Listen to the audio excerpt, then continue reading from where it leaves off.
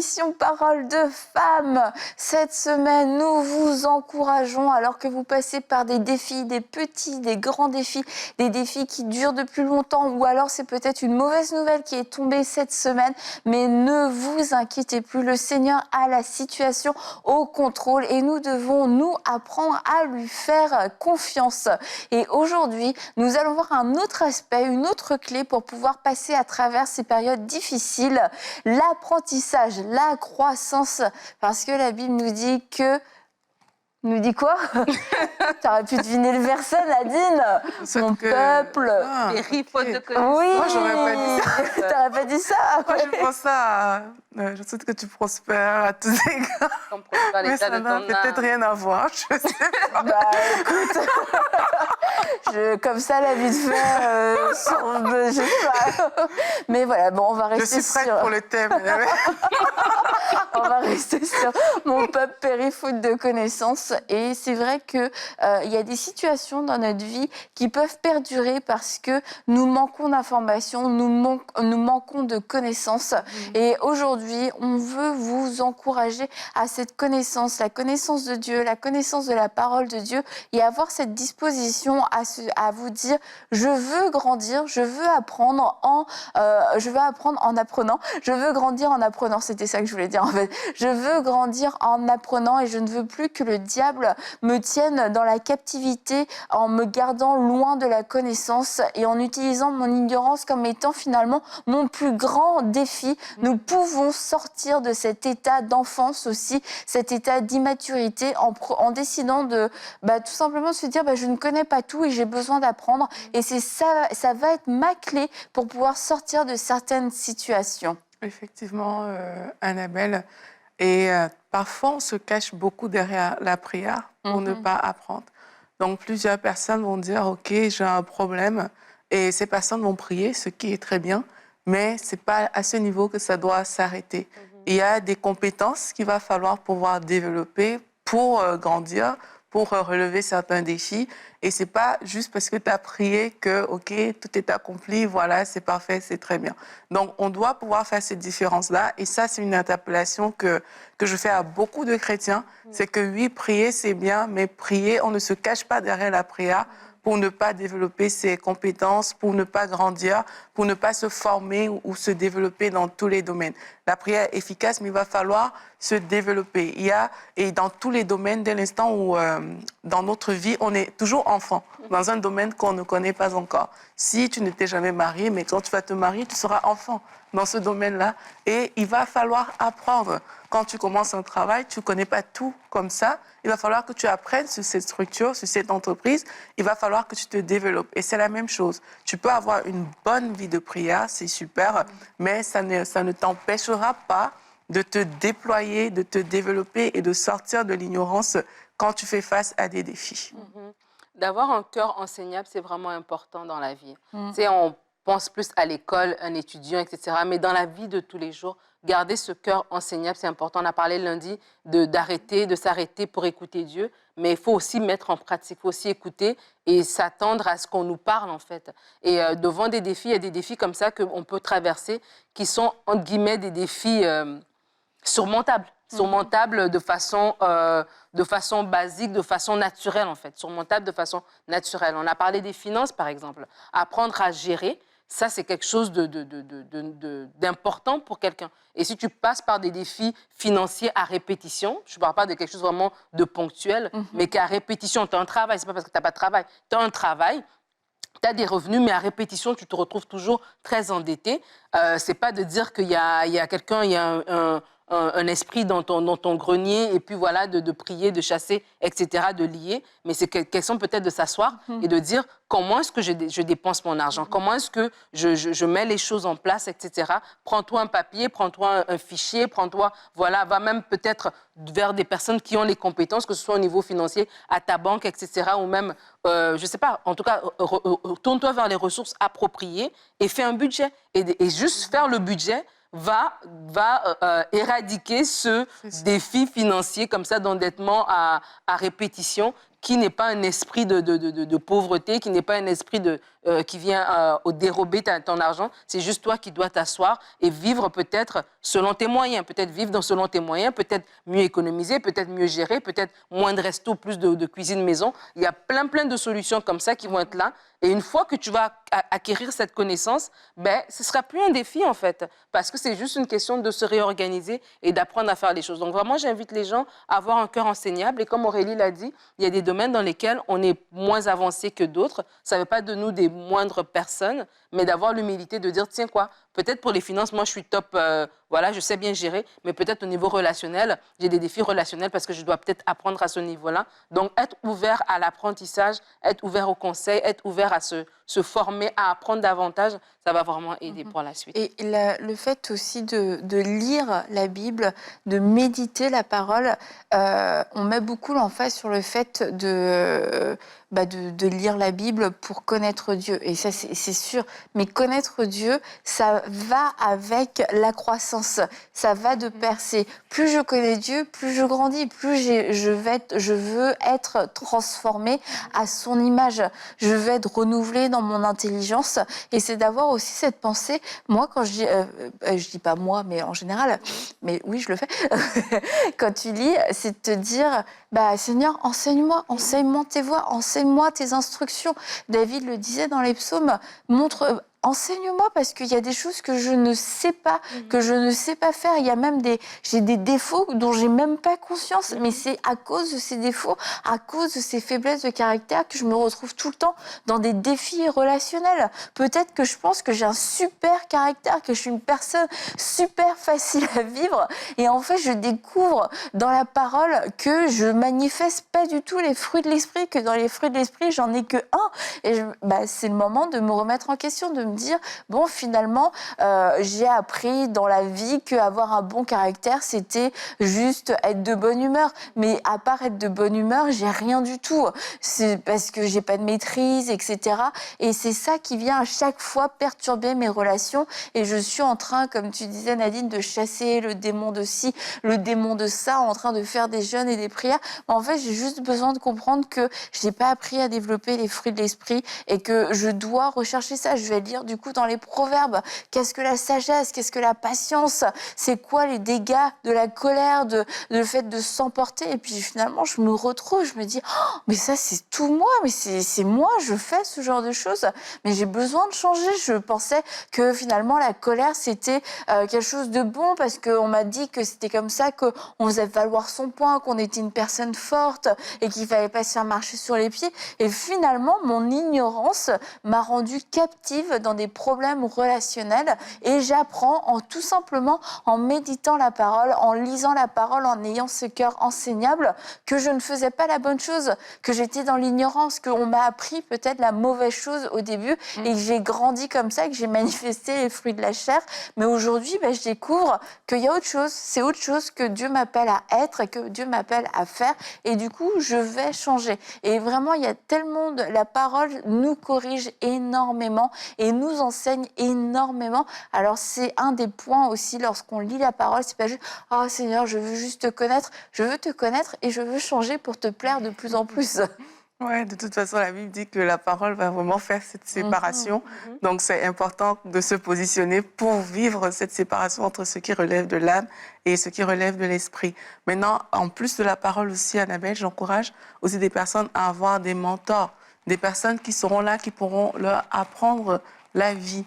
Et quand on dit ça, on n'est pas en train de vous dire de poursuivre quelqu'un qui va vous apprendre ou quoi. Le Seigneur fait des choses, en fait. Le Seigneur te place dans un environnement où tu vas voir que tu vas tomber sur quelqu'un que, mais cette personne, tu vas même juste peut-être imiter des choses. Et quand tu regardes l'histoire de Josué, Josué a imité vraiment ce que Moïse a fait. Quand je relisais, je me rendais compte, mais il a fait les mêmes choses. Il a marché sur l'eau aussi, il a fait les mêmes choses que Moïse a fait et il a reproduit en fait. Et on voit quand on lit son histoire que Josué a reçu une parole de Dieu. Je rendrai ton nom grand, et tout aux yeux d'Israël. Mais il aurait pu dire, OK, Dieu m'a parlé, et puis voilà, c'est bon, là, Dieu a déjà dit. Et c'est ce qu'on fait souvent. C'est que oui, Dieu a dit, les choses vont se faire. Non, s'il n'était pas formé auprès de Moïse, s'il n'avait pas vu ces choses que Moïse avait fait, il n'aurait pas pu les dupliquer devant les situations. Il n'aurait pas pu le faire, tout simplement parce qu'il n'était pas formé. Donc, c'est tellement important de réaliser que l'ignorance est vraiment un frein dans la vie. Même si tu as reçu les plus belles paroles de la terre, si tu ne te formes pas pour que, quand la situation va arriver, tu puisses affronter cette situation, mais oui, tu auras des paroles, mais il n'y aura rien qui va se passer, tout simplement parce que tu n'es pas formé. Donc, avoir un mentor aussi, comme Josué a eu Moïse, pour moi, c'est quelque chose d'important parce qu'on parle d'avoir un cœur enseignable. C'est quelqu'un que voilà, tu pourras imiter ce qu'il a fait et ça va t'aider à gagner du temps dans la vie parce que cette personne a peut-être fait des erreurs et cette personne va pouvoir te l'expliquer et tout et tu vas gagner en montant en connaissance et c'est comme ça que tu vas aller plus vite face à certains défis. Donc, avoir un mentor et ne pas se contenter de la parole qu'on a reçue pour ne rien faire, c'est super important. Avoir un mentor et aussi avoir un modèle aussi, j'aimerais rajouter, dans le sens où je pense à des défis de couple, l'importance d'avoir un modèle dans le sens d'avoir un modèle biblique.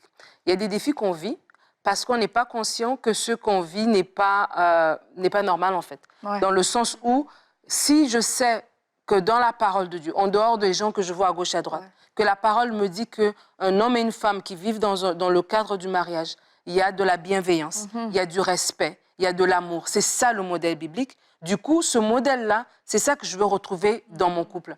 Alors, quand je vis des défis dans mon couple, je me rends compte que oui, je pleure, nanana, mais c'est parce que c'est pas normal, en fait. Et des fois, on accepte des choses dans nos couples. Il y a des gens qui vivent de la violence conjugale et qui acceptent ça parce que ma voisine le vit, ma tante l'a vécu, ma grand-mère l'a vécu. Et je vis comme ça dans ces défis-là de violence conjugale, année après année, sans me rendre compte, en fait, c'est pas normal parce que le modèle biblique, c'est un modèle de bienveillance, c'est un modèle d'amour, c'est un modèle de respect. Donc, quand j'ai cette connaissance-là, on parle de grandir, quand j'ai la connaissance que le vrai modèle, c'est ça, du coup, devant mon défi, je veux le reconnaître comme un défi. Je veux pas juste me dire, bah, il faut supporter, ça va passer. Je veux le reconnaître comme un défi et je veux reconnaître que ça doit changer. Ça veut dire, c'est pas ça le modèle. Cette montagne doit s'enlever. Et là, maintenant, je veux prendre des ressources, que ce soit par rapport à un mentor, donc voir des personnes extérieures qui peuvent aider et tout ça, mais que ce soit par rapport à la parole, que ce soit par rapport à développer un caractère, voilà, le caractère de Christ, parce que la violence, ça peut être des deux côtés aussi, il y a des femmes aussi qui sont violentes.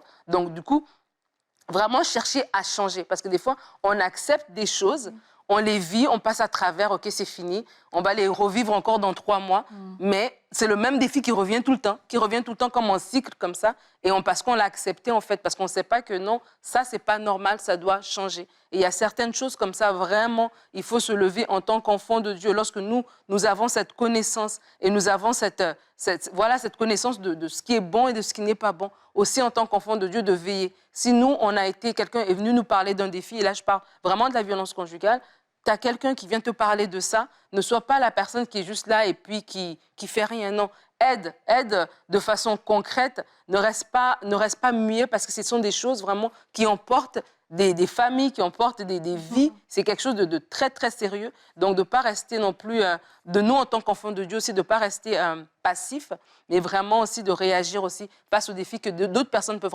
rencontrer. Peut-être ce n'est pas nous, mais on est là dans l'entourage, donc on est là aussi pour réagir. Et si vous-même, vous êtes dans une situation où vous êtes victime de violences conjugales, on veut vous encourager à aller chercher de l'aide. Je sais que dans tous les endroits, il n'y a pas forcément de l'aide, mais peut-être que vous ne trouverez pas d'aide, malheureusement, dans votre église. Mais il y a des associations, il y a des centres qui existent, il y a des appels, des numéros qui existent aussi, selon le pays où vous êtes. Mais allez chercher de l'aide parce que c'est dangereux pour vous, c'est dangereux si vous avez des enfants aussi. Et comme Nadine l'a dit, ne banalisez pas ça, ne croyez pas que c'est le lot, c'est votre lot et c'est comme ça que le mariage fonctionne. Non, la violence n'a pas de place dans un mariage Vous n'avez pas à vivre cette chose-là. C'est anormal et c'est quelque chose que Dieu n'approuve pas. Lorsque Dieu a dit « Femmes, soyez soumises à vos maris », il a dit aussi aux maris « Marie, aimez vos femmes comme Christ a aimé l'Église ». Et comment Christ a aimé l'Église? En donnant sa vie pour l'Église et pas en prenant la vie de l'Église, en maltraitant l'Église. Donc vous avez le droit de pouvoir chercher de l'aide. Vous avez le droit de pouvoir fuir pour votre sécurité. C'est quelque chose que vous avez le droit de faire et que vous devez faire.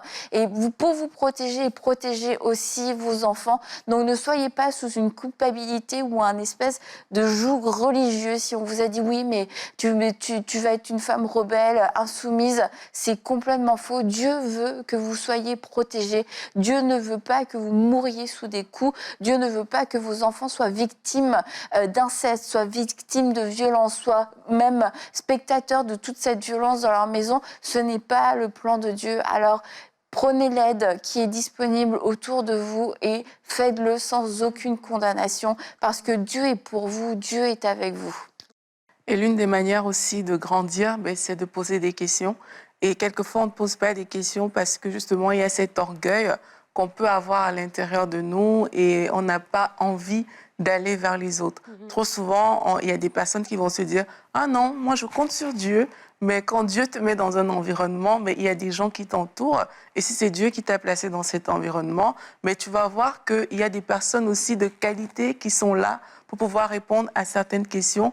Donc, il ne faut pas que l'orgueil, comme ça, nous empêche d'aller vers ces personnes pour que ces personnes puissent juste nous aider. Et franchement, je suis convaincue même que pour peut-être plusieurs personnes d'entre vous, c'est tout simplement parce que vous n'êtes pas allé vers les bonnes personnes pour leur poser des problèmes que vous en êtes encore là aujourd'hui. Et ma prière pour vous, c'est que vos yeux s'ouvrent sur ces bonnes personnes. Si vous êtes dans l'environnement dans lequel le Seigneur vous a mis, je crois qu'il y a des personnes sages. Et quelquefois, on juge les gens à l'apparence. On va regarder quelqu'un, on va dire « Ah, mais lui, il est plus jeune, qu'est-ce qu'il peut sortir de bon de cette personne ?» Mais il peut sortir de bon la solution à ton problème, la connaissance qui va te permettre de débloquer cette chose-là peut sortir de cette personne. Donc, au lieu de nous limiter aux apparences, au lieu de grandir dans cet orgueil qui pousse à ne pas aller vers les autres, parfois on a juste intérêt à faire profil bas et à venir dire « Ok, s'il te plaît, voici ma question. » Moi, je pense à Jésus. La Bible dit que Jésus il grandissait en stature, en grâce et tout. Jésus a grandi. Et puis, on voit qu'à 12 ans, il était là dans le temple, il discutait avec des gens, il posait des questions et tout. Et puis, on voit qu'il se fortifie, il grandit. On peut se dire, mais Jésus peut se passer de tout le monde et tout. Mais dans sa croissance, on voit que non, il ne s'est pas passé des autres. Il a vraiment pris le temps de le faire. Donc, si lui, il l'a fait, nous aussi, on doit pouvoir le faire. Et quand on parle de grandir dans nos défis et d'apprendre, je pense aussi qu'une des questions qu'on doit se poser nous-mêmes, c'est qu'est-ce que j'apprends dans mes défis. Moi, en tout cas, je me dis, je ne veux pas souffrir pour souffrir. Je veux au moins en tirer une leçon, c'est vrai. Et si tu vis un défi et que l'année d'après, tu vis un autre, mais normalement, tu n'approches pas ce nouveau défi de la même manière que tu avais ton défi de l'année passée. Parce que normalement, à travers un défi, tu grandis aussi. Oui, tu vas grandir par rapport à ta connaissance, ta révélation de Dieu, l'intimité que tu as avec le Seigneur et tout. Mais toi-même aussi, tu dois grandir. Tu as parlé tout à l'heure de notre caractère. Mais si je sais que j'ai un caractère explosif, entre guillemets, je sais maintenant que, ah tiens, quand je vois certaines choses, quand il y a tel type de choses qui se présentent devant moi, voici l'attitude que je dois prendre. Parce que l'année dernière, j'avais eu une autre attitude et ça m'a créé des problèmes. Donc, c'est aussi important de grandir, mais aussi nous-mêmes aussi, de se regarder en arrière et de voir qu'on a eu une croissance. Les défis, normalement, doivent nous aider aussi dans ce sens-là, de grandir par rapport on peut apprendre quelque chose, que ce soit relationnel, financier, etc. Mais en termes général, en règle générale, aussi en tant que personne, en tant qu'enfant de Dieu, grandissons en maturité, en sagesse. Prenons plus d'outils, plus que j'avance, je dois avoir grandi à un certain niveau et même à travers les défis que j'ai, de manière à ce qu'il y ait certaines choses qui étaient peut-être dans une saison passée un défi de 6 mois que ça t'avait terrassé. Aujourd'hui, c'est un défi de 3 jours.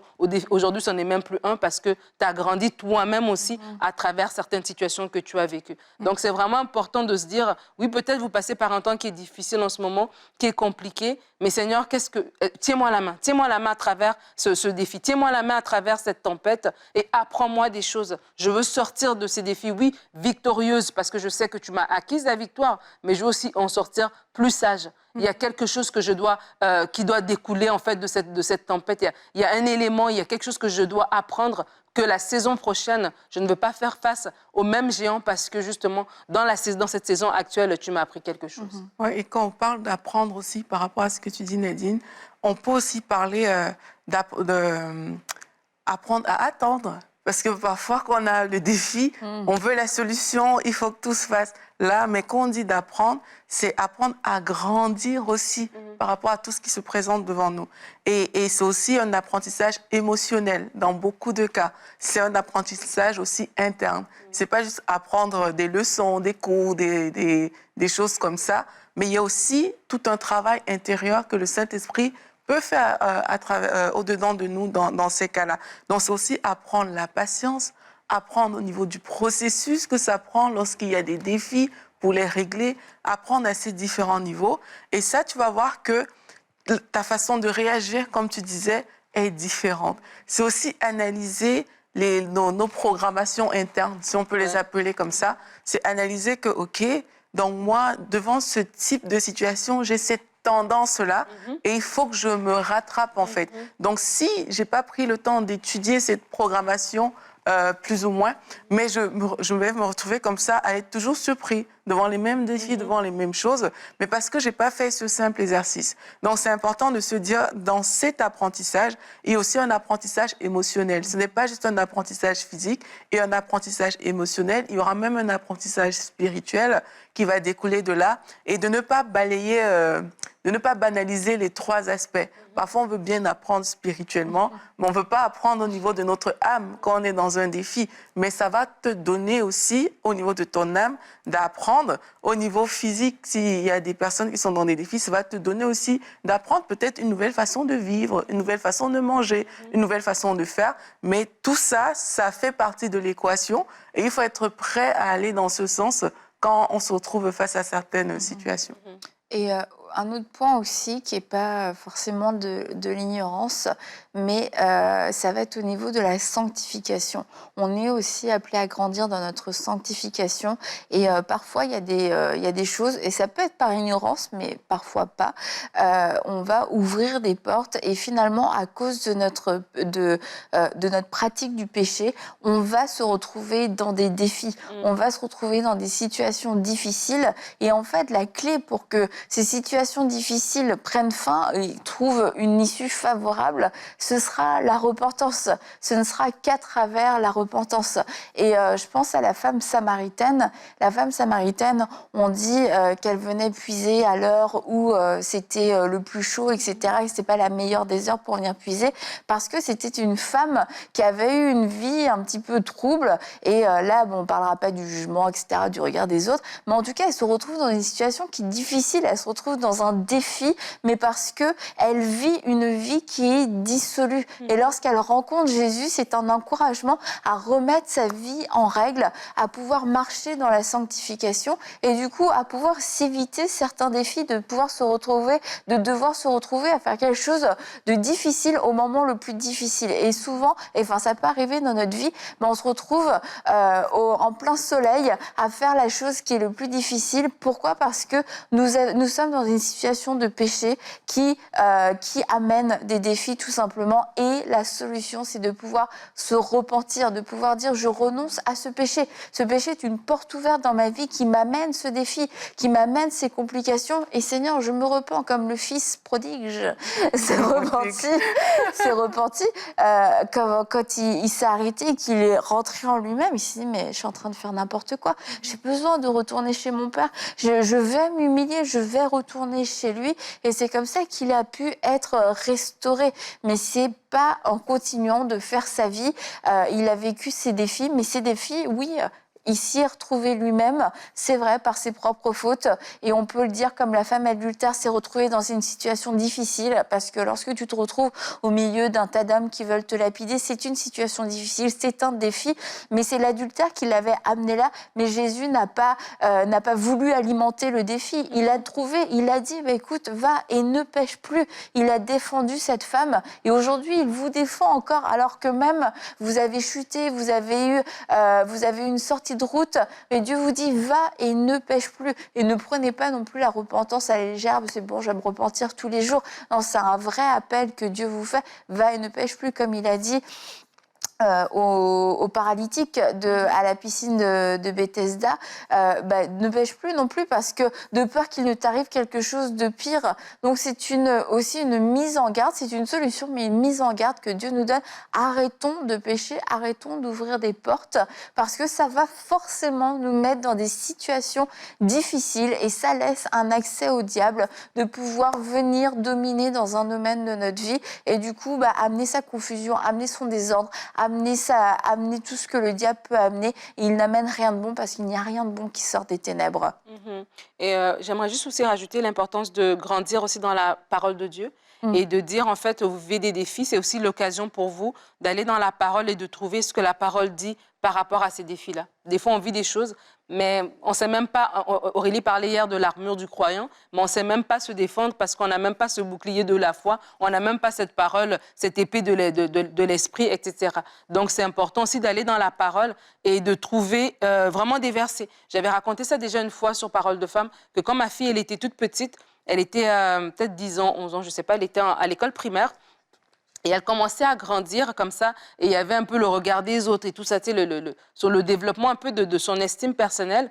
Et je suis allée dans la parole. Je suis allée rechercher des versets qui parlaient de l'identité, qui parlaient de notre valeur, qui parlaient de comment Dieu nous voyait. Peut-être j'avais une connaissance comme ça, plus ou moins, mais le fait de me m'être arrêtée pour spécifiquement chercher ces versets, ça m'a permis de l'outiller. Voilà, j'ai écrit ça sur des post-it, j'ai mis partout dans sa chambre. Ça m'a permis de l'outiller, mais moi-même aussi, ça m'a nourri, ça m'a aussi outillé. Donc, de dire, devant les défis que nous faisons face, grandissons aussi dans notre connaissance par rapport à la parole de Dieu. Qu'est-ce que Dieu dit de ce défi-là? Voici ce que la parole de Dieu dit. J'écris, même s'il faut que je l'écrive sur des post-it, que je mette un peu partout dans ma maison, que de temps en temps, je me rappelle, ah oui, voilà, Dieu dit ceci. Ah oui, voilà, voici ce que Dieu dit devant cette maladie. Ah oui, c'est à la croix, Christ a tout payé. Ah oui, voilà. Et c'est comme ça aussi que je vais grandir et c'est comme ça aussi que je vais être outillée par rapport aux défis que je fais face.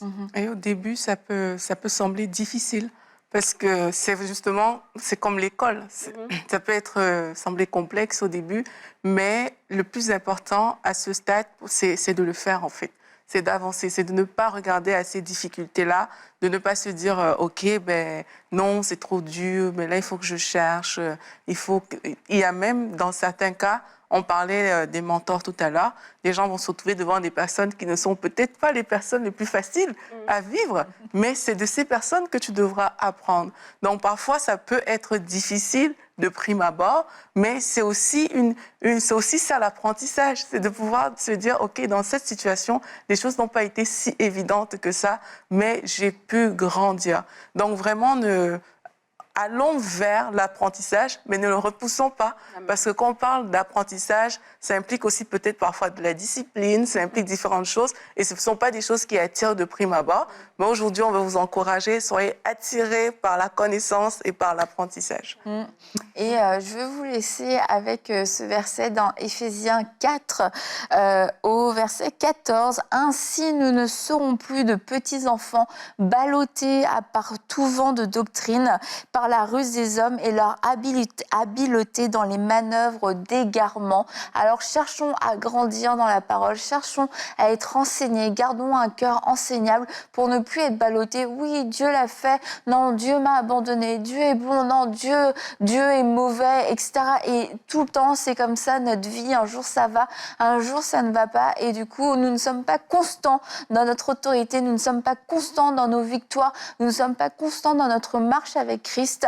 Apprenons, grandissons, soyons assez humbles pour nous dire j'ai besoin de plus de connaissances, j'ai besoin de grandir plus. Alors Seigneur, enseigne-moi par les voies que tu auras choisies. Mon cœur est disposé, mon cœur reste enseignable. Et on va se retrouver retrouver demain pour une prochaine émission de Paroles de Femmes.